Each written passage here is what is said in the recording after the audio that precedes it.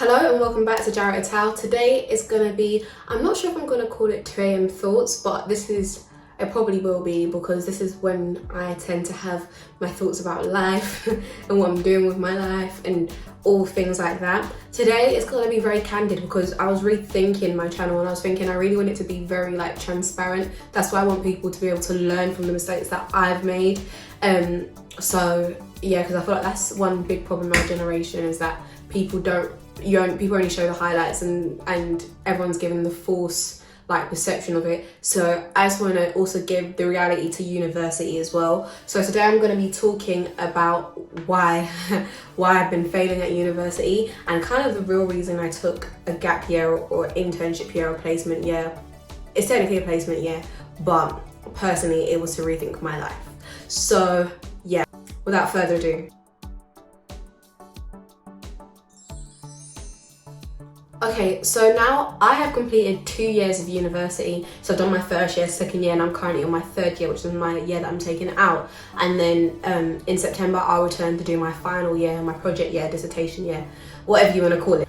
Now, one thing that I didn't realize when I started university, because when it came to applying for universities, I was really over it, I'm not gonna lie. I didn't do much research into applying for universities. There was universities I specifically wanted to go to, and I just got so obsessed and set on that university that I didn't look at any other ones. So I actually got to this one as a backup plan. So I didn't really want to be there, to be honest. So, and also I feel like another thing that affected my university experience is that I really burnt myself out during A-levels because A-levels were so hard, and university has definitely been easier in a lot of ways. I can say that because I sort of burnt myself out and worked so hard in A-levels. That's why by the time I got to university, I just really weren't interested in it, weren't interested in my degree. I did always like my degree, but I wasn't engaged in my degree. So that heavily impacted my experience. So one thing that's also important to note is that my first year, I had a very bad first year experience. It was actually the worst year of my life. And if you guys want to know more about that, let me know and I can make a video about why it was so bad.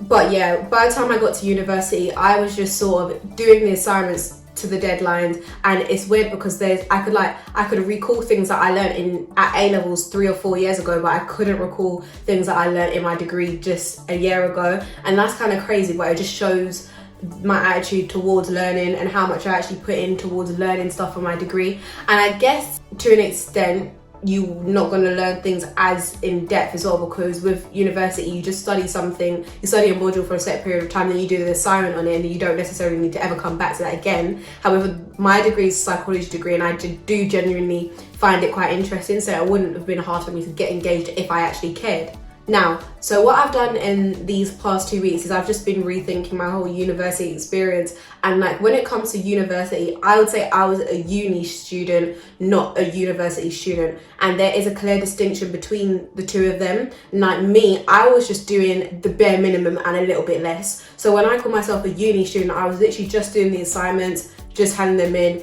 back-to-back assignments, that's all. But university, the whole university experience isn't purely about the academia. It's actually about the extracurricular activities, the webinars, the events, the networking things you go to, the workshops and stuff like that. And I have not been to one event since starting. And I was kind of saying this last week, and my mum was sort of saying, you're saying that very proudly. And it's not that I'm saying it proudly, I'm saying it confidently, in that I have very much acknowledge where I went wrong, and I'm in a bit of a place where there's not really much that I can do about it anymore, because I'm about to start my final year, and my final year is not really going to be about going to all these events and stuff like that, purely because I just don't think I'll have time for it. But I'm not really disheartened by it. I'm quite over it, to be honest, because I feel like I'm in quite a fortunate position where through working at Microsoft there's so many great things, opportunities and events that I've been able to get involved with, and so many different skills that I was able to learn from that one experience that for me it kind of made up for that. But I guess today I'm kind of speaking towards maybe second or first year university students to do what I didn't do, because you might not be in a situation where you're able to make up for it at an internship. But yeah, if you do get an internship or a placement, yeah, definitely go for that. And when I say that I was out of touch with my degree, what I mean by this is literally, I didn't even know that I was entered on a 4-year degree plan. I thought I was on a 3-year until one day all my friends was like applying for placements and stuff like that. I was like, oh, what's going on here? And they were like, yeah, we've got to do our placements. One of sandwich year. I was like, oh, okay, because like I just was not interested. And then it was like, yeah, no, check, and I looked into the system and it was like, yeah, with sandwich year. I'm like, oh, that's interesting, cool. So I went on to start applying for placements, and that's how I got to where I was. I genuinely didn't even know that I was supposed to be doing a placement yet, but it was optional, so you could opt out if you wanted to. But that's how it came about. So I said, okay, I might as well, seeing as I'm actually supposed to be doing that. But one thing that I would advise, and I didn't even know we had access to, was mentors. And I feel like a lot of the things that I went through in first year could have been avoided or lessened or prevented if I did have a mentor. And I didn't even know what a mentor was until about a month ago, and I was talking to my friend. They was like, oh, what, you've never had a mentor? And I was like, no, I don't even know what that is. But literally, a mentor is someone that's either ahead of you in what you've done or just older than you, and they have a place they can advise you from what they've experienced. And if I had someone like that in first year, I don't think I would have gone through what I did.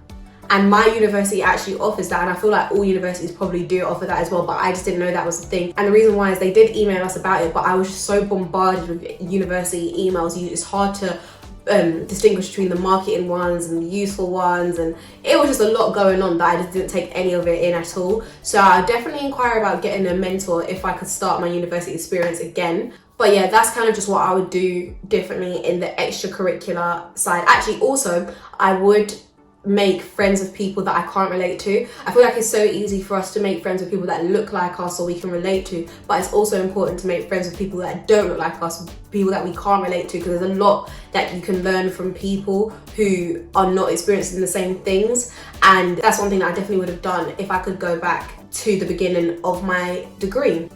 Now, more on the academic side, I am currently a 2-1 student, and I know I said I'm failing, and I know failing to some people wouldn't see 2-1 as failing, but success is subjective, as I said before, so that also means that failure is as well.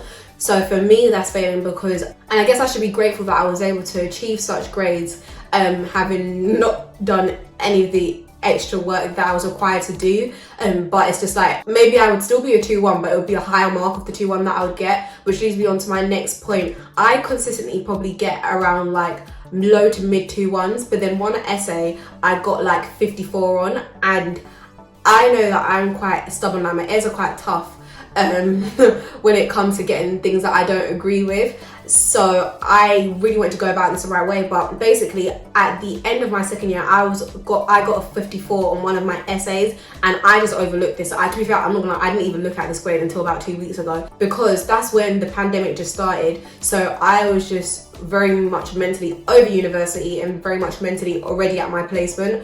And again, not the best, not what I would advise.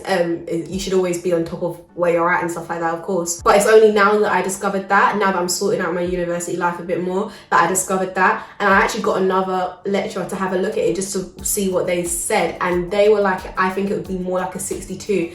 And that's just kind of crazy to me, because what I did was I actually looked at all of my essay feedbacks, and I consistently get maybe like 62, 63, 69, 65, 64, and then there was just the 54, which actually is an outlier, not an accurate representation of myself. But I did want to get that double checked, because it's so easy to say, no, that's not me.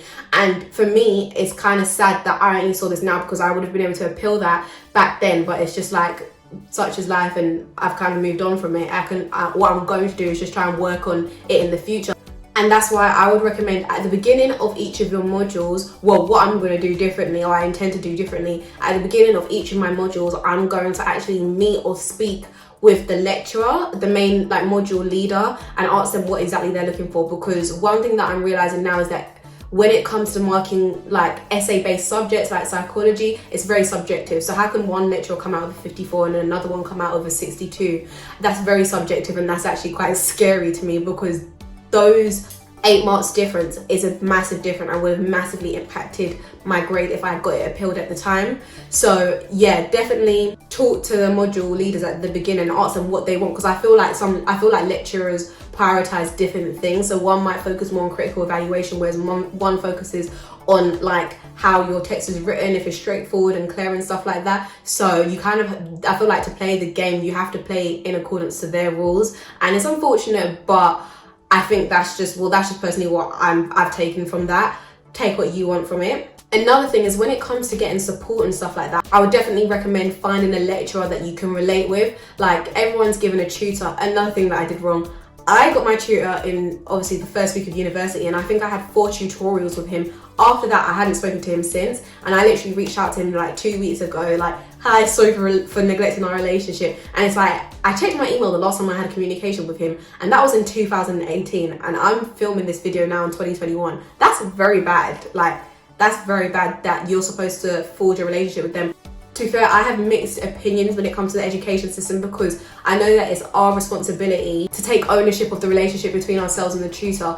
But it's like, if I had really been really bad in first year and like wanting to end it all, which I'm not saying lightly at all, no one would have known until it was too late. And it's like, I feel like, yeah, I get in the grand scheme of things that university is all about independent learning and stuff like that, and I take complete ownership of that when it comes to like your degree and like the grades you're getting and stuff like that. It's your responsibility to go out and seek the advice and stuff for that. However, I feel like there's a lot of people that probably suffer, and putting all the responsibility of the relationship purely on the tutor, I think, is a lot and could be detrimental to a lot of people. But that's just my opinion. So what I would recommend is also, if you don't have a tutor that you particularly gel with, I definitely recommend finding a lecturer that you gel with. So for example, I have one, and he's very young and he's very relatable and he's very understanding. So he's always someone that I've been able to go to and ask for advice, and he gives me so many resources. I will literally come with like one query and he'll have 100 things that specifically apply to that, and I'm very grateful for having forged that relationship with him, because I feel like that's what's going to get me through the rest of my degree. But definitely find, even if you don't get a mentor, find a lecturer that you can relate to and you can comfortably talk to, because that will definitely have an effect on the rest of your academic performance and maybe just your performance in general. Jumping back and forth again, but back to the extracurricular side of things, I would definitely recommend to get involved with like leadership things and just things that you think are going to contribute to your CV early on, because that's what's going to help you when you get out to the graduate job market. Like, I never had someone before me that's done university. Like, I'm the first one in my family to go to university, so I didn't really see what it was like going to university, being a graduate, coming out into the job market. I didn't know the reality of the situation and how hard it is to actually get a job in the job market. And this is obviously debatable, but I feel like in a lot of cases, someone who has a first with like no experience, not be able to say they did any leadership, any mentoring, did these, you know, just things that you can put on your CV, compared to someone who might come out of like a 2-1 or a 2-2, but can say that they've worked here, can say that they've led this, can say that they was the student rep for this, is in a much better position when it comes to applying for graduate roles. So that's what you should be doing in your first and second year. And I guess people say this all the time, but I just was not interested, and it would have been better if I was interested, because I would be in a better position.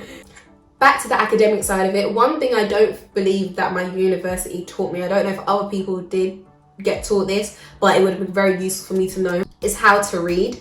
And I have questioned like my reading ability a lot of times, and it's really been quite like, it's like affected my self-esteem and stuff like that. But it's a lot of times how you read, and I didn't realize that other people sometimes struggle to read like academic literature because of the way that it's written and stuff like that. I thought I just couldn't read properly, to be honest. So that's why for me, if I was reading like an academic paper, it would take me like 3 hours, no joke, to read the paper. And it's because I'm reading the same line over and over again, because I'm just reading the whole paragraph and it's not making sense. And people always say to skim read, but before you can skim read, you have to actually understand like what you're reading. So what I'll do is I'll literally get a text and I'll just be going like da da da da da da da, just to skim read it, thinking that I'm reading it. But then I get to the end of it and I'm like, wait, what have I actually read? And then I have to go and read it line by line, so it's not working. But a more efficient way of reading, which I've recently discovered and I feel like it has changed my life, is that, yeah, you don't read all of it. So basically, in a like typical academic text or journal article,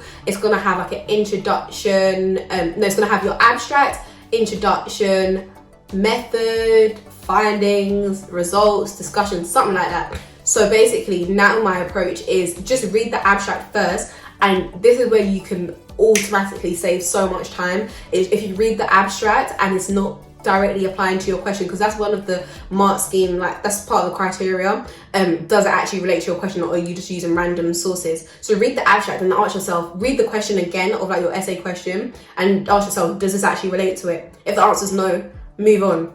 If the answer is yeah, then keep on reading. Now when you get to your introduction is going to be quite long, so read the first paragraph of the introduction and the last paragraph of your introduction, and maybe your last paragraph summarizes like the results and conclusions of the article, so that's very useful. Then what you do is you skip the method. I literally found this out the other day. You skip the method and you jump straight to the results or findings, and what you might find is that a lot of people put their subheadings in their results, which makes things easier because the subheadings actually summarize it quite well. So instead of just one-worded subheading titles, they actually like write a sentence and it just summarizes and from that summarize you can kind of decide, okay, that is quite interesting, I will want to look into that sort of thing. Then some papers have, which is probably the most useful thing, some papers have like a limitations area, and the reason why this is very useful, maybe just for myself, maybe a lot of people are a lot better at their critical evaluation, but this is where my essays like the most, is critical evaluation. And when I talk about critical evaluation, it's evaluating the studies that you use and you sourced out. What I've done so far is I've integrated other studies and said this is also supported by Jarrett et al.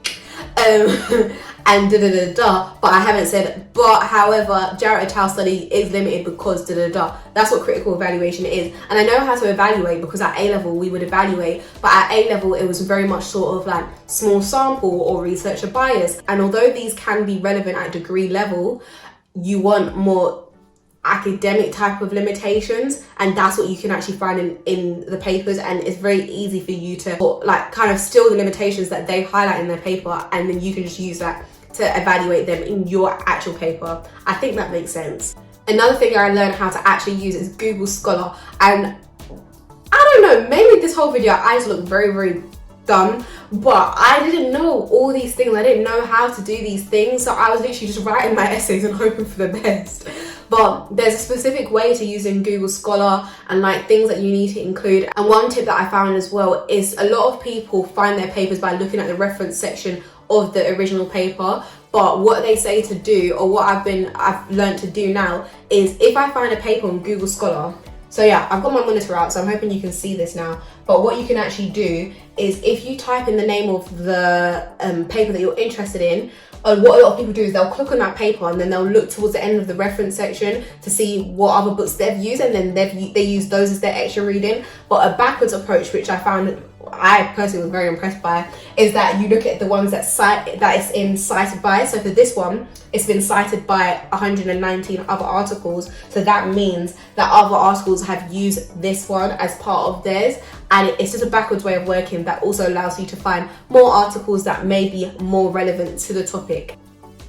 Other things that I've been failing at is pre-reading, and I didn't realize how valuable this is as well. Actually I did, because I did do it for some modules but not for others. Pre-reading can seem very overwhelming if you do like extensive reading, but it doesn't even, if you don't have all the time for that, you can just look at the lecture notes and you don't even have to fully understand this. So one approach that I think might work, if you haven't tried pre-reading before, is print out the lecture slides. You know when you can print it out so it's got like 2 to 4 slides on a page, and then literally just read the words and just annotate it by what you do understand, annotate it with the definitions of the word that you don't understand, but you don't need to understand the full topic at whole, because that's what you're going to get your lecture understanding from. However, by pre-reading it, you've got first exposure to it, so you are a bit more, it's less overwhelming when you get into the lecture and it's like, wait, what are you talking about? Because it's like, oh, okay, cool, I've heard these words before. I think this is something that would have helped my understanding a lot better, so I definitely recommend that. Another thing that I would recommend to keep on track of if you're actually making a progress is to develop an ongoing feedback document. The way that I've created this document is that it's got the module number, the title of the essay, the type of essay is, so like we do normal like academic essays, but we also do lab reports, and then the score that I got and the date that I got it, and then the feedback that they gave for it. Now the reason why I think this is going to be very useful, but obviously I'm not back at university yet, so we don't know, I could just be doing this to waste my time, but I feel like it will be useful, is because being able to see your feedback all in one place in chronological order, you're able to see what you're doing wrong, and you can also see if there's patterns. Like if you're getting the same feedback from different lecturers on different pieces of work, then you're clearly not activating that feedback, and it might be that you've not understood it, because I feel like a lot of the time the feedback terms that they give can be quite hard to understand, which is why I personally feel it's a lot better for it to be written in colloquial terms, but you have to remember these are academics, so they don't speak like that.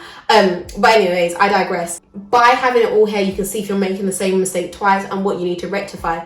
What I do with my feedback is I write it in my terms as in if I was explaining it to someone else. So this is not written how I would write my essays. I literally, when I'm making notes as well, this is another revision or studying tip, write your notes in language that you'll understand. So my notes will literally be like something lol or lamo, because I know when I read it, I'll be more interested and I'll remember it and I'll make things into jokes or whatever. And that's why it's easier for me to remember things.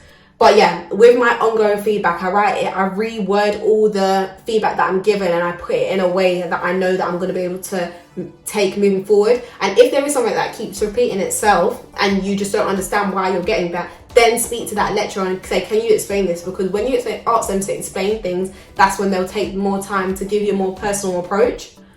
But yeah, there's a lot of things that I feel like I've been doing wrong. I guess failing might be a bit of a strong word, but to me and what I know that I can do for myself, it is failing in my eyes. And I know some people won't see it that way. And yeah, again, success is subjective. I hope this has helped someone. I feel like these are just generic tips of what you might be able to do to improve your learning, whether you're a first class student or you're failing or 2-1 or 2-2. So I hope this has helped someone. If you want more sort of revision style videos, then let me know, because I do have quite a few revision tips that have helped. But yeah, the main thing that I even forgot to say was to work smart, not hard. And when I know I said at the beginning that I feel like university is easier than A-levels in a lot of ways. The reason why I say that is because at A-levels I did work very hard but not smart at all. So I was definitely that person that had the prettiest mind maps and the prettiest colours and all of that, but I still didn't get the results that I wanted, compared to university where I was doing the bare minimum and I got around the same sort of results. So it's just like, if I actually tried,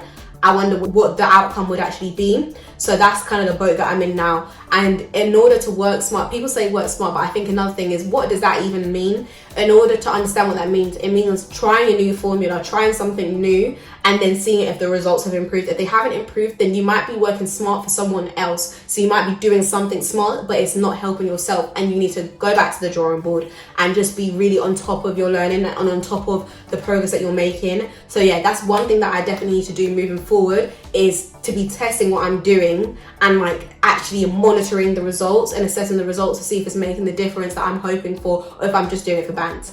That's all for today. As I said, if you want more videos on like revision techniques, how to structure essays, I feel like I am in a more confident position to do that now, because as I say, the essays that I've been writing is sort of freestyle, but I've now gone back and looked at every single resource that we was given in first year, and we literally do have like first class essay examples and stuff like that. So if you want to know like how to do first class essay template breakdown, what should be included in your introduction, main body, conclusion, then let me know. Follow me on Instagram as well, guys. Follow me on the Jarrett Tower Instagram. And yeah, let me know what else you want to know, because there's a particular way to like reading and things. There's a whole lot of things that I wish I'd have knew. I really wish I'd have knew, and that's what I aim to do for someone else. But yeah, don't forget to like, because I like this video. I think it was quite a good video, and I think you agree. And also subscribe if you're new here for more of Jarrett et al. Thank you. See ya. This is what I look like in full zoom. No, literally, this is what I look like in the bloopers. I feel like I never do any bloopers, so this finna better be a blooper. This finna better be a blooper today. My mom says I look a bit deranged when I do like pull weird faces, so I guess I'm gonna try to keep it still. But also, when I was in secondary school, I used to try, I didn't know how to raise one eyebrow at a time. And I remember one boy in my class could do it, and I used to really study it, but now I can do it. And sometimes I consciously lift up one of my eyebrows when I'm explaining things, because it just looks like I'm more engrossed in what I'm talking about. Anyways, I talk a lot of rubbish. See ya.